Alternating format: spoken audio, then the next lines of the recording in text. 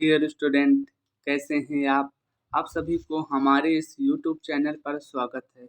GK के महत्वपूर्ण प्रश्नों की बात करें तो ये जीके के प्रश्न आपके एग्जाम के लिए बहुत महत्वपूर्ण हैं। ये जीके के प्रश्न जिस भी एग्जाम में आते हैं, आरपीएफ एसआई और RPF constable, UP police SI और कांस्टेबल, एसएससी जीडी और अन्य एग्जाम जितने भी एग्जामों में जीएस के क्वेश्चन आते हैं, ये सब के लिए बहुत महत्वपूर्ण हैं। चलिए आज के क्वेश्चन की बात करें। पहले आज के क्वेश्चन की बात करने से पहले कल के सवाल का जवाब दे दें। इसमें हमने कल पूछा था 1834 में लॉर्ड मैकाले की अध्यक्षता में गठित प्रथम विधि आयोग के अध्यक्ष,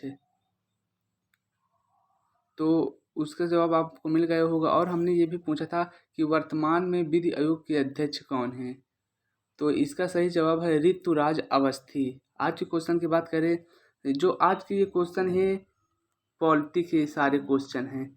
अब पहले हम सारे क्वेश्चन पॉलिटी के कवर करेंगे, उसके बाद फिर टॉपिक वाइज पहले पॉलिटी, फिर हिस्ट्री, फिर ज्योग्राफी, ऐसे क्वेश्चन करेंगे और ये क्वेश्चन आपकी एग्जाम से पहले पूर्ण करा देंगे।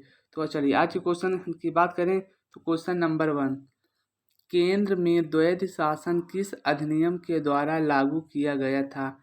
ऑप्शन 1 भारत शासन अधिनियम 1935, ऑप्शन 2 1919 का चेम्सफोर्ड अठा ऑप्शन 3 1919 का मार्ले मिंटो अधिनियम, ऑप्शन 4 इनमें से कोई नहीं। इसका ऑप्शन सही है ए, भारत शासन अधिनियम 1935। इसी अधिनियम के द्वारा आरबीआई की स्थापना की गई थी।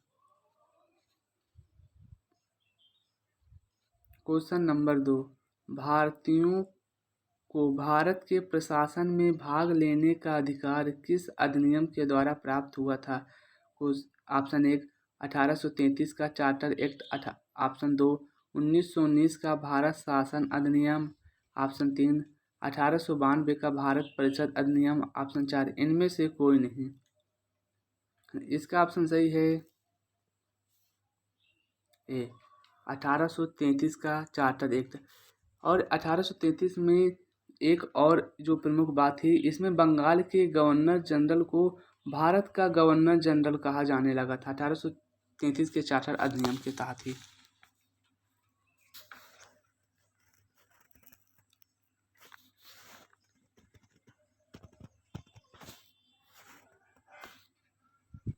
क्वेश्चन नंबर 3, भारतीय विधान परिषद को बजट पर बहस करने की शक्ति किस अधिनियम के द्वारा प्राप्त हुई? ऑप्शन 1 भारत परिषद अधिनियम 1892, ऑप्शन 2 भारत परिषद अधिनियम 1813, ऑप्शन 3 भारत शासन अधिनियम 1935, ऑप्शन 4 भारत शासन अधिनियम 1909।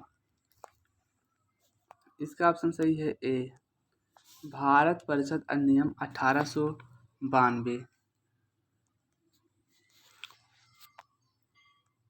और बात करें कि 1909, इसे मार्ले मिंटो सुधार भी कहते हैं।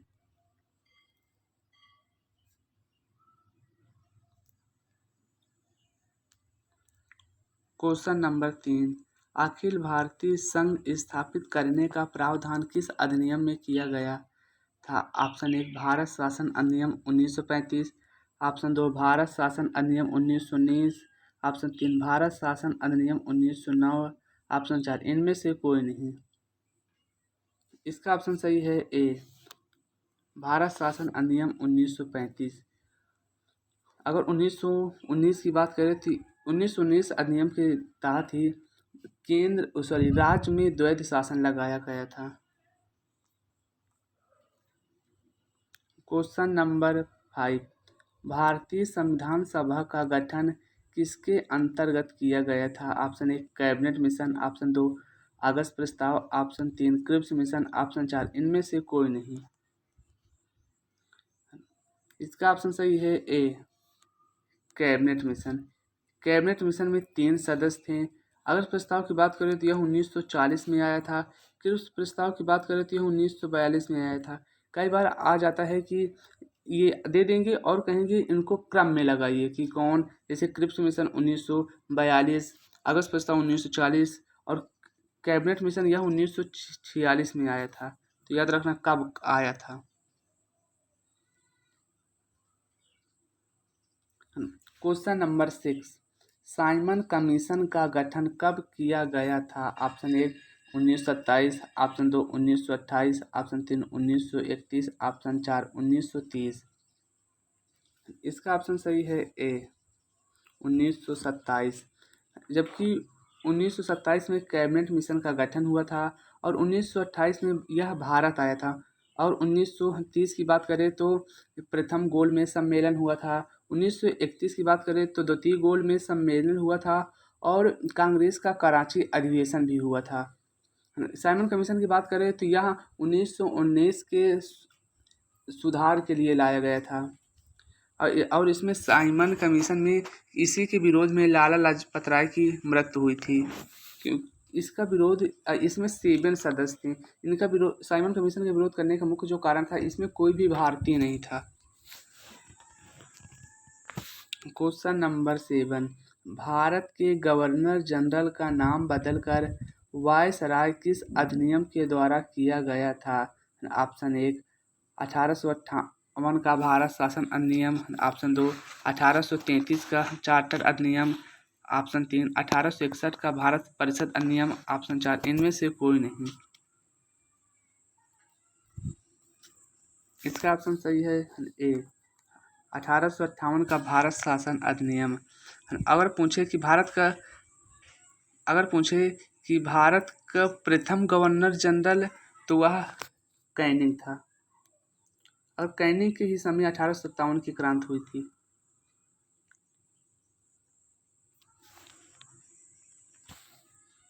क्वेश्चन नंबर 8, गवर्नर जनरल को पहली बार अध्यादेश जारी करने की शक्ति किस अधिनियम के द्वारा प्राप्त हुई थी?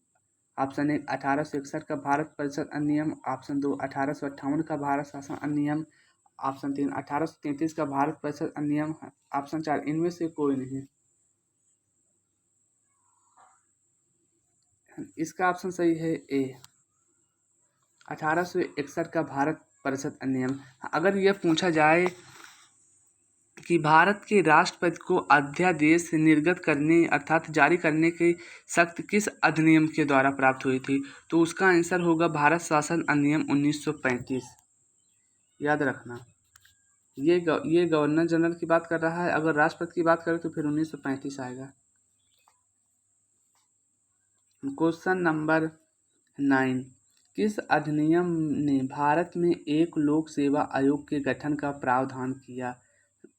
ऑप्शन 1 1919 का भारत शासन अधिनियम, ऑप्शन 2 1909 का भारत शासन अधिनियम, ऑप्शन 3 1935 का भारत शासन अधिनियम, ऑप्शन 4 1892 का भारत परिषद अधिनियम।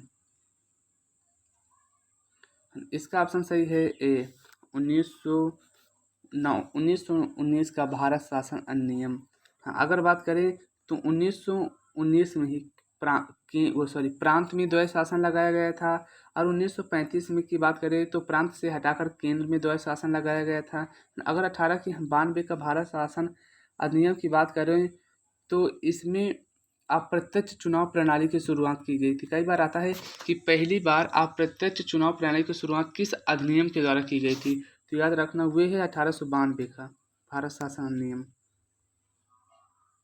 क्वेश्चन नंबर 10, 9 दिसंबर 1946 को संविधान सभा की प्रथम बैठक कहाँ पर की गई थी? Option 1 Kolkata, option 2 Delhi, option 3 Lucknow, option 4 Mumbai.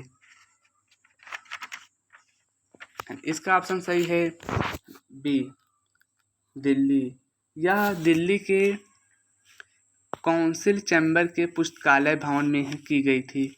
अगर बात करें कि जो 9 दिसंबर 1946 को संविधान सभा की अस्थायी बैठक हुई थी, तो इसके अध्यक्ष कौन थे? तो वे थे सच्चिदानंद सिन्हा और इसमें मुस्लिम लीग ने भाग नहीं लिया था। और बात करें कि संविधान सभा की स्थायी बैठक हुआ 11 दिसंबर 1946 को हुई थी और इसके अध्यक्ष डॉक्टर राजेंद्र प्रसाद थे। आज का आपका होमवर्क का जो क्वेश्चन है, आप इसके बारे में सर्च करिएगा, क्योंकि सर्च करने में हमें एक चीज़ अगर सर्च करेंगे उसके बदले में हमें 2-4 और इस तरह मिलती हैं। तो क्वेश्चन है यूपी एससी यूपीएससी जिसे लोक सेवा आयोग कहते हैं, यूपीएससी के प्रथम महिला अध्यक्ष कौन थी? ये भी और याद रखना कि इसकी वर्तमान में अध्यक्ष कौन है, दोनों याद रखिएगा। तो बताइए आज आपको यह क्वेश्चन कैसे लगे? अच्छे लगे हों तो प्लीज़ हमारे चैनल को सब्सक्राइब एवं लाइक करें, अधिक से अधिक शेयर करें, साथ ही कमेंट करें। अब जो ये हम क्लास रहेंगे, सबसे पहले इसमें हम पॉलिटी ही कवर करेंगे, क्योंकि अगर हम टॉपिक्स वाइज कवर करेंगे तो हमें पढ़ने में आसान होगा। अगर आप एक रजिस्टर और पेन रख लीजिए, उसमें आपके जो भी क्वेश्चन नहीं आते उसे नोट करिएगा, ताकि आपके एग्ज़ाम में के समय आपको फेरने में मदद मिल सके। क्योंकि इतनी बड़ी कॉपी या कोई भी बुक हो तो उतना तुरंत फेरने में हमें आसान नहीं होता, इसीलिए हम एक अपने नोट्स बना लेंगे और उसमें लिखते जाएंगे और उसे डेली पढ़ते जाएंगे। जब हमारे एग्ज़ाम रहेगा बस उसे फेर के वापस पेपर देने चले जाएंगे, तो वह हमारे लिए बहुत हेल्पफुल होगी। Thank you so much, bye bye, take care.